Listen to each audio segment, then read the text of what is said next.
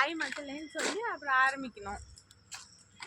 என்னடா இதுக்கு மேல என்னடா எழுதி தர முடியும் ஸ்கிரிப்ட் உனக்கு? நாராயணா, இந்த கொசு தொல்லை தாங்க முடியலடா. எங்க போனாலும் பின்தொடர்ந்தே சொல்லல.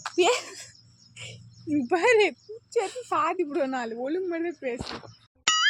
ஹாய் மக்களே, பார்த்தீங்கன்னா 4 டேஸுக்கு முன்னாடி முள்ளங்கி போட்டிருந்தோம் காட்டில்.